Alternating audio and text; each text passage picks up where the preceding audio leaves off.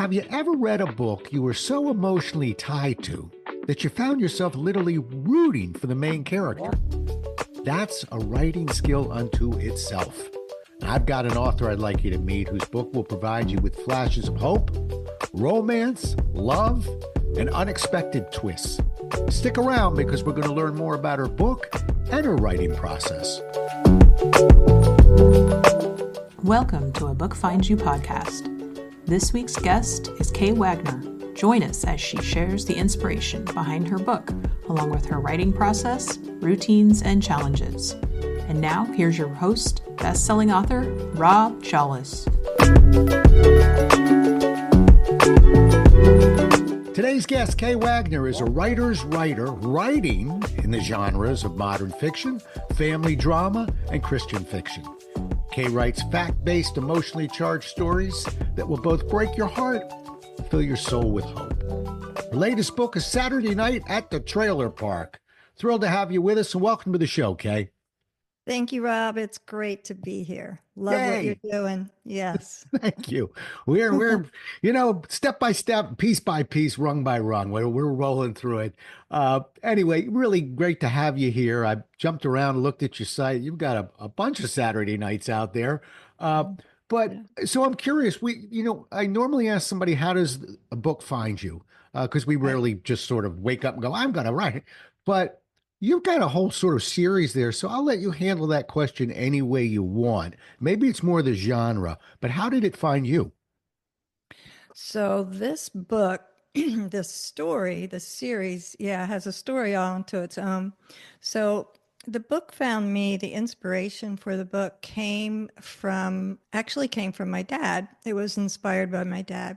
So in the book, Frankie Girl, who's the protagonist, grows up on the eastern shore of Maryland, which is where I grew up. And when I was young, I was maybe 11 or 12. And my father convinced his church to buy a school bus so he could take the school bus and pick up kids and bring them to church on Sunday morning. So he had a soul for bringing kids to the kingdom. So I was maybe 10, 11, 12, and I would go on the bus with him in the morning. And one of the places that we stopped was a trailer park, and we picked up kids there. And so, all this time, years and years later, I've always wondered about those kids, what happened to that family, what happened in the trailer park. And I had ideas of my own of what could have happened there. Everything in the book, Saturday Night at the Trailer Park, is fiction. So that family did not exist as it is. But I always was curious about that. And I wanted to write a book where there was forgiveness and redemption for things that I thought might happen in the trailer park. And so in the book, the character, Mr. Baylor, is my dad. And he is the messenger of forgiveness and redemption. So I had this story in my mind for quite some time, and I've been a writer all my life. But this Saturday Night at the Trailer Park is actually my first work of fiction. I've already had, previously to that, 5 business books, leadership-oriented books. And so I decided it was time for me to put this story together. I was going to write a book. And this was going to be the story. It's a coming of age, women's fiction. Frankie Girl starts at about 16, and she has all of these challenges within her family and, of course, with society as well. And so as I began to write, the story was more than one book, and it became a series of 4 books. And so Frankie Girl goes from about 16 to 26, 27 years old. So it's really her maturing, changing how she perceives herself as a trailer park kid to way, way more than that. As she grows, as she matures, as she takes on a much larger world perspective. Yeah. You a couple things to unpack there that are inspiring to me, and believe it or not. And one is, as a business writer, the fact that you took that leap to fiction. I think most of us think about it. Don't think it hasn't crossed my mind a few times, but I've always thought, well, no, stay in your lane. Even though you've got some of these creative thoughts, Yes. You're a business writer now. Stay put. But you taught us that you go where your heart goes, I suppose. And a Yes. writer's a writer, right? Yes. Um, Yes. And I can tell you, Rob, that fiction is way more fun than yeah. business writing. And not only that, oh my gosh, you have creative license to create. I mean, to truly, truly create. People, readers tell me all the time, where did you get that idea and how did you find that? And did that come from I'm like, it's all fiction. It all comes here and it's just so rewarding. One of the most rewarding things about writing fiction as opposed to business books that I did not expect, Rob, was the amount of feedback that I get from fiction. And I think because there's this theme of forgiveness and redemption and it touches people, people have called me, texted me, written to me and said, I not only cried in this book for Frankie Girl, but I cried for me because I have stuff in my life that I needed to forgive. And people who will tell me they haven't, spoken to a sister for 6 years and now they called her and now things are being repaired. And those kinds of things are like, I love that people love the books, but I love the impact that it has on their books. Now, you can have an impact, and you do with business books, but the emotional reward, it's so meaningful. Yeah. Plus, Wow. it's really fun. Right. It's Well, fun to, feedback's an interesting thing because I looked at your author's page. Everybody listening, when you write a book, you need to make an author's page on Amazon, please. Particularly if you have multiple books. And right. so I was looking, and what I was intrigued by, and so we'll sort of slide to the process here. A lot of times I go to publishing and marketing last, but I kind of want to start with you first. I'll tell you why. I looked at a couple of books. You got 8 reviews, 10 reviews. I looked at this particular book. Don't know if you know it, but as of this morning, you have 189 reviews on Hmm. this book. And when did it come out? January. January. Okay. Right. And So, that's just yeah, Amazon. right. And Goodreads has, I don't know, 100 and I don't remember exactly how many Goodreads has, All right. but So, well, in other words, I'm impressed. All right. Very thank impressed. you. Thank So, you. maybe in a sense that's your form of feedback when you're really connecting with an audience. People are stopping and putting some stars up and talking. But did you do anything else that really made this book catch fire? Because 50 reviews is important. 100 really begins to change the algorithm. When you start talking about 189 folks, you're really starting to make an impression on Amazon. Tell us, was there how you did that, or did we just fall Mhm. into it? No, we didn't just fall into it, Hmm. but there was some serendipity involved. Um, what I did, so since we've jumped to publishing, I will also add that as the story grew and it became more than one book and became a series, I also realized how much Amazon's algorithm loves series, right? So you get this benefit from having one book roll into the second book, into the third and fourth. And by the second and the third book, Amazon, I could tell, was helping me. And just by, showing up in the 30-day or the new release little ads that they run, I would start to see those pop up. And so I'm like, okay, when I got to about 50, 60, 75 reviews, then I could really see that the algorithm was doing its job. And then it also brought in Goodreads. That wasn't there at the beginning. That popped up one day. And then, in addition to that, it started actually summarizing the readers' comments. And that was really helpful too for readers who were going in for leaving reviews. So that's part of, having more than one book and having a series. Amazon loves that.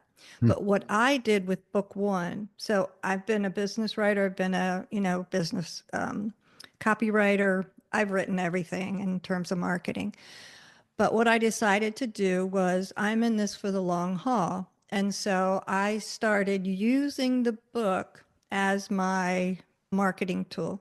And everyone, the difference about fiction is that almost everyone can be your audience, right? As you know, business has a much more narrow target. Right, right. So I bought tons and tons of books, and I gave books to everybody. And I made a little bookmark. Okay. It's got It a has a QR code. QR For those who are code. listening and walking their dog, it's a nice bookmark with what I really like is a QR code on there, but keep Yes. going. Yes. So I gave it to a lot of people, and the feedback started coming in, and then the reviews came in, and I became a shameless promoter. I mean, I carry books with me everywhere I go. Last night I was at the pickleball club. I gave two books to two women there who are like, "Oh my God, I can't believe this. This is so." There's something about giving a tangible book instead of emailing a digital book that somehow imprints on the brain. Did you And sign so them? Did you sign them, Kay? many of them, yes. Yeah. Which Yeah. again is I one didn't of those differences. pre-sign them because I do customized Right. autographs. But so in addition to that, I did a lot of emails. I did a lot of social media.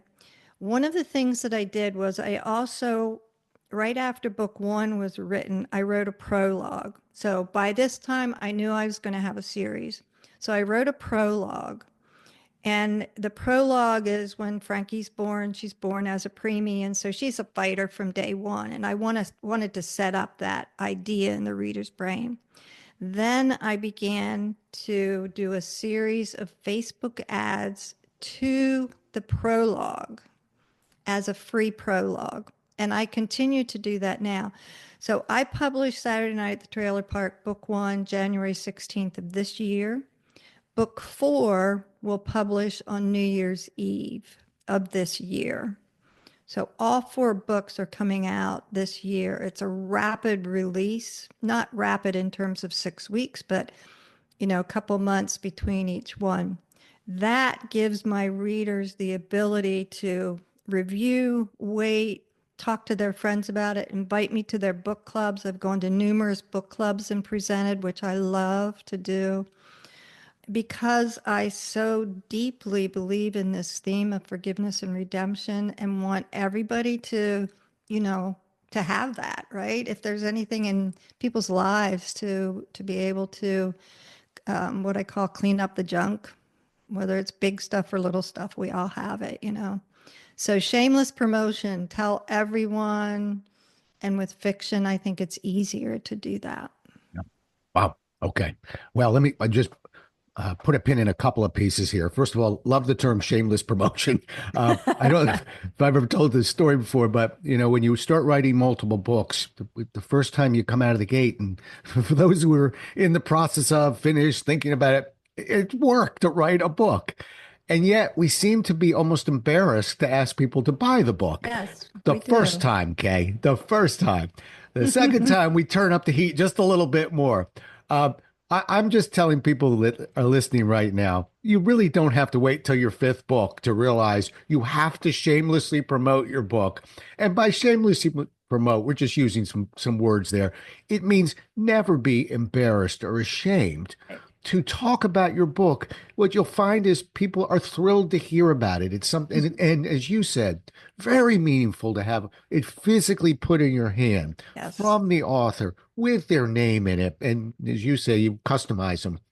right. Um, but I remember when I got to, and I don't talk about mine a whole lot, so I'm just going to say, when I got into the multiples, I had a book launch party and I woke up and I realized my knee was bruised because during my speech, I actually fell to my knees and said, I don't know how to say this any clearer.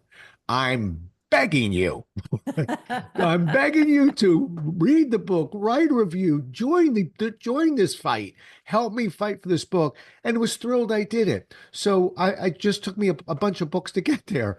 And what you're doing and spotlighting, I just want people to really embrace is You're not wasting people's time. It's not an embarrassing moment. People want to celebrate what you've done. Help them Mhm. to celebrate that. But you're also hearing how those reviews matter, changes the algorithm. You don't need 189. Like I said, I've heard that first line is right around 50 or 60, where Right. Amazon begins to wake up a little bit. Hmm.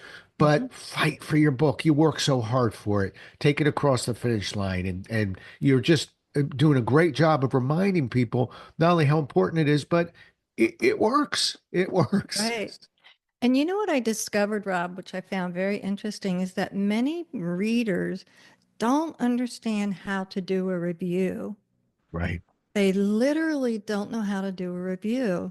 And so I found that I needed to educate people. And that's why the QR code was so important, because the QR code takes them to the review page.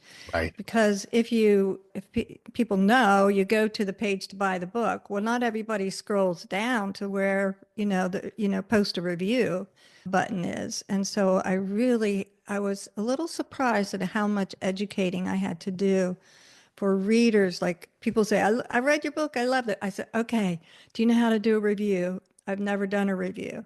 Well, let me teach you. Right. And so, it's like a two-step process. Buy the book, do the review. Buy the book, do the review. Right. Right. Rinse Uh, and you, repeat. Yeah, Kay, I go a step further than that actually, and we just created it for authors that are going to be on this podcast. You know how you showed me that bookmark with the QR code? Mhm. I actually create for my books, and I'm recommending other authors do it. And when we're done with this show, Kay, I'll email it to you. Is just a one pager that says how to write an Amazon review along Fabulous. with a link. Keep it. You don't need to write War and Peace, one sentence, two sentences. I don't walk on water. It's okay. Because if you did a lie detector test to all the people, your tribe who are in the room going, we're going to write reviews, and said, let Mhm. me just test you. Up there, you know what? 100% of the room is telling the truth. And yet, 50% of the room, and this is your family and friends in your tribe, we're not able to do it because at the last minute, like you said, they went, I just have never, I really. So let's Yeah. make it easy for them, authors. Let's create our own document that provides a link, provides an example, tells them, hit this button, that button. Here's a couple of examples. Let's just Hmm. make it easy because everybody wants to do it. They just get a little bit nervous when they haven't done it in ever before. Right. And I think what readers don't understand is that Amazon doesn't care what you say. Amazon cares about the quantity of the reviews. The numbers of reviews are more important to Amazon because that shows interaction, right? Right, And feedback. right. And as far as the reviews itself go, like you said, a line or two is really sufficient. Yeah, Love the book. Can't wait to get the next one. I'll dang. take that all day long. You and me both. You and me both. It's really we don't need six sentences. So it's easy. And but we authors, we're going to make it even easier. We're going to create a document. And we've actually created one for the Maryland Writers Association to review the podcast. Same thing of Nice, nice. want to get some podcast reviews. Everybody means to, but Mhm. what box do we hit? How do we do it? Just 2 seconds on this. But for instance, I believe it's Apple Podcasts, which is our biggest provider, uh, you can't even write a review really online. You have to do it on the app. And most people Yes. don't realize that. So they're looking, Mhm. looking, looking online. They can't pull it off. But little things like that are once you learn, it's easy.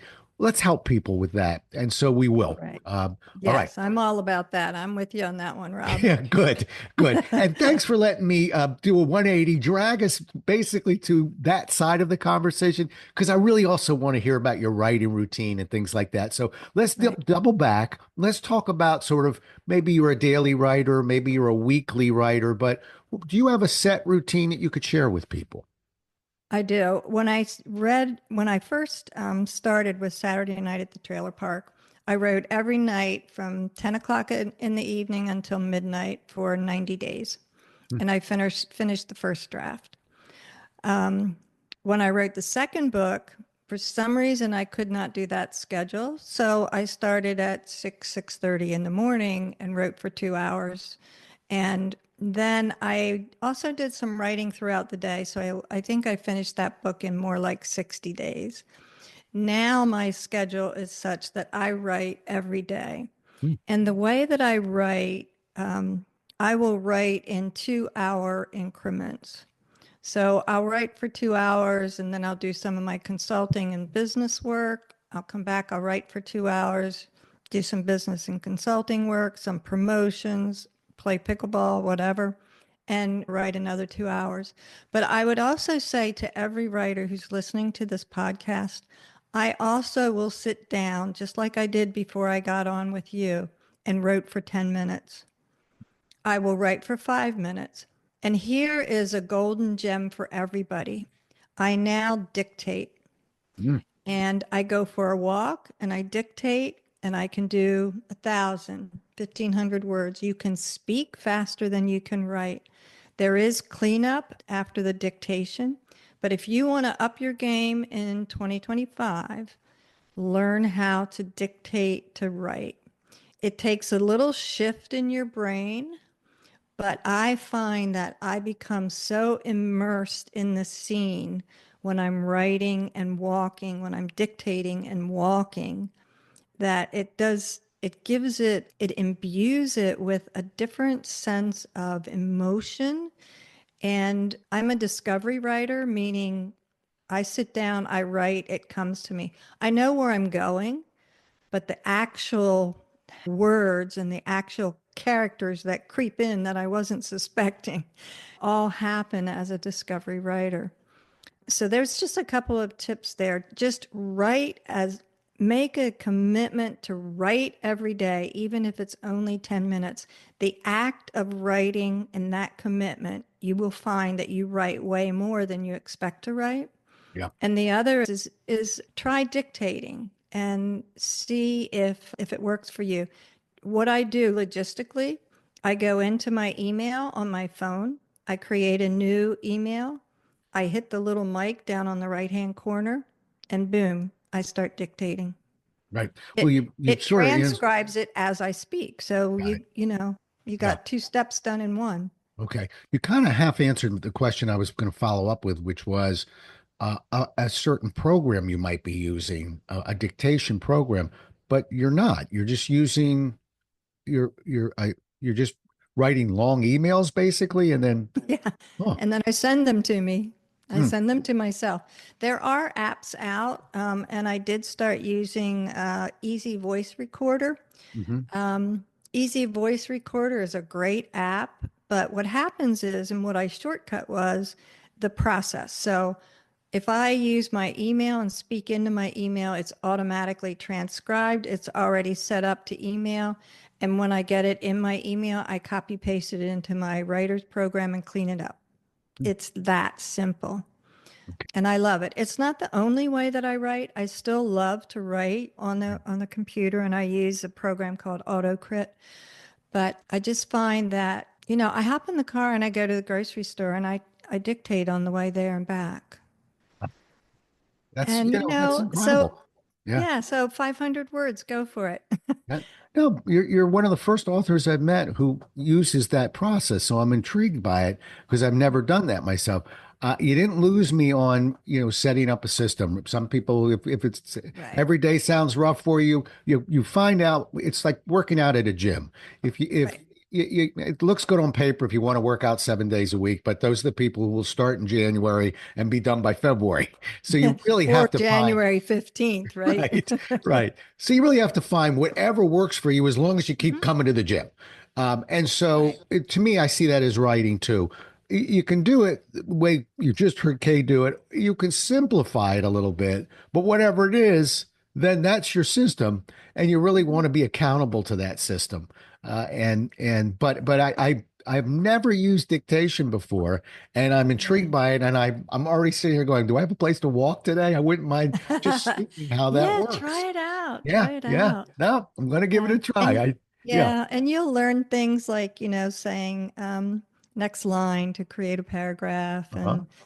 And sometimes email will give you the right punctuation, but not always. So there's always cleanup. Right, But right. even as you're cleaning it up, you can, add to it and expand it. Yeah. So it's a really great way to start, Rob, is to start with an outline, like Oh, yeah. dictate an outline. Hmm. Like this happened, and then that happened, and then that happened, and then that happened.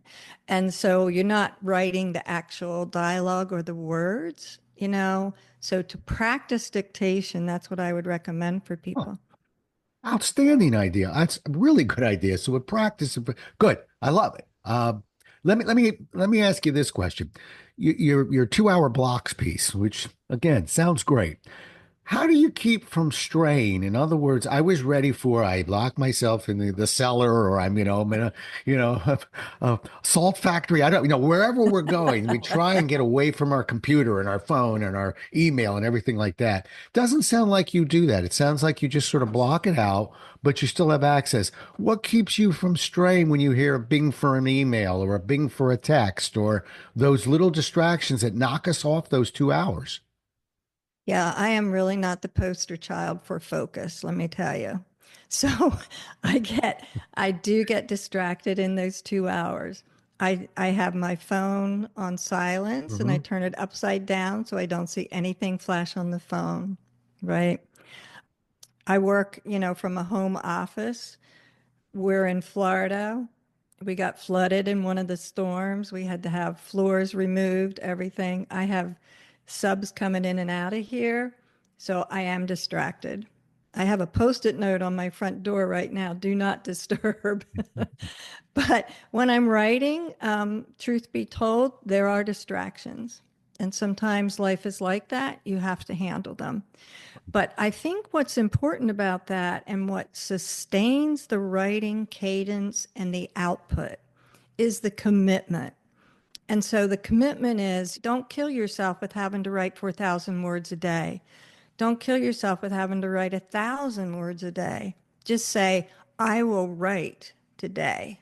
Right. Yeah. And if you meet your goal, bonus points, right?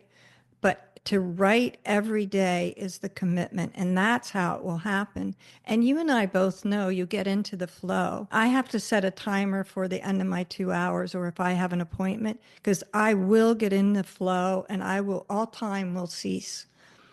And suddenly I'll be like an hour over or half an hour over. And if I have an appointment, I have to set a timer because when I'm in the flow, I want to go with that. It's going to happen. The magic's going to come in. Right, right. You and me both. And you said something a few minutes ago, but I also wanted to punctuate that, which is when you're in the flow, or even if you're not, it's just grinding out. To me, the best writing that we find is the one that really it's near the outline, but it wasn't exactly in the outline. In other words, we Right. sort of went down that for you as a fictional writer, down that road, literally. Right. And then we saw something or found something. And that's one of the reasons is from writer to writer. I'm with you of don't wait to be inspired. Don't think 2 hours, but I No. really don't have much to say. Yes, you do. Even if those hands don't move a whole lot. And I'm with you. I'll reward the effort Uh-huh. because I don't know. When I think I have nothing to say, I find I have a ton to say. When I think I Hmm. have a ton to say, I have much less than I thought I had to say. Right. It's just the victory is what you just described. Get your hands on that keyboard, put a do not disturb sign on the door, and don't worry about all the words calling you. They'll be there when they're ready.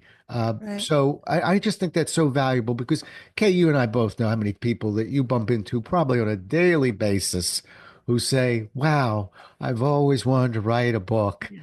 Okay, Yeah. well, it's, Yeah. two It's hours a time. day. I mean, it's, Time. well, I'm Yeah. looking at you, you're looking at me. I think we both have 2 ears and a nose. I mean, Right. it's what separates a writer typically is just that willingness to commit to some Right. sort of process.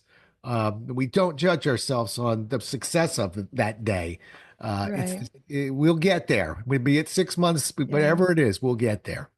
Yeah, and you can't underscore enough the fact that that first writing is a first draft. Yeah, yeah, And so, it doesn't have to be pretty. It just has to be written. You have to do the keystrokes. yeah. Hey, You Kay, when just you're have doing a to. first draft, do you edit as you go or you just roll? Yeah, so I'm one of those people who edits as I go. I All right. know. I I'm got a chill on sorry. this side. Sorry, it got cold in here. Keep going. I am so sorry. I was trained as a journalist. You had a deadline and you had to meet it, right? Mm, So my process is I write the next session that I have, I go back and edit, then I write in the same session. And that serves two purposes. It makes the draft, it moves the draft further along faster. okay. It also immerses me in the section of the story that I'm in. So after I finish doing a quick edit, then I'm ready, like I'm back into it now, and then I'm ready. Yeah. And yeah, so I know you're not supposed to do that, but Well, there is, listen, everybody has their own way. Could I at least get away with you agreeing to this, okay? Which is in your system, you write and then the next time you edit, but you don't then re-edit and re-edit and re-edit, yeah, which is what most writers do who will tell you, been working for a year and a half, I'm still on chapter one. That's the yeah. one, that's the voice I want to quiet in everybody's mind. So just confirm that for everybody, if you would. Yes, I will confirm that and validate your position on that, Rob, because I'm not a perfectionist.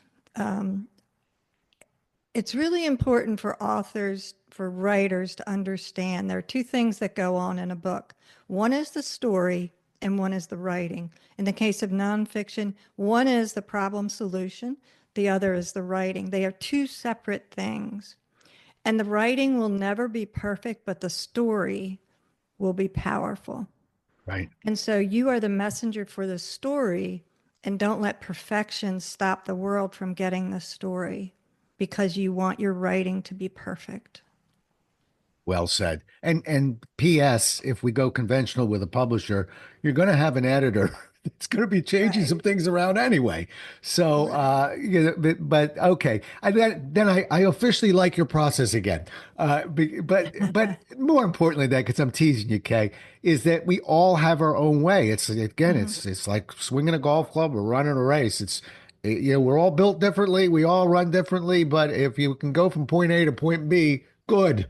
That Right. we have some people have longer Progress. legs, shorter arms. I don't Progress. know, uh, Yeah. but I wanted to make the point because I've just seen so many as you have who wanted this dream, and it's a beautiful dream. I always tell Mhm. people, you know what that dream looks like in your head. The reality is even better. It Uh, is. so It don't is. give up on it. But we got to find a process, and everybody stylizes the process. You've given us a bunch of stylized pieces. Never heard of the dictation style move. Love Mhm. it. Gotta try it Yes, myself. please Oh, do. I am. I'm Do. going to report back to you. Uh, Okay, thank you. right. And I'm intrigued by the part that says because there's a beginning, middle, and end that says I'll write it, then I'll have one, next session to look at it and to edit it, and then I'm moving on. We got to move Yes. on. Yeah. All right. You are officially going to set the record for the longest podcast because I could ask you 50 more questions. I got to bring it in for a landing, but I'm not ready yet. I want to talk Okay. about some, we're almost there. Uh, Maybe challenges that you have. And I think it's important sometimes when people hear of a successful writer like yourself that we all have challenges. So for you, uh, what's the most challenging part of the writing process that with regards to you? Yeah, the most challenging part of the writing process for me is when I have finished the manuscript and I hand it off to either a developmental editor or a line editor, and I am waiting to get that manuscript back, and the manuscript comes back, and I come face to face with the fact that my manuscript is not perfect.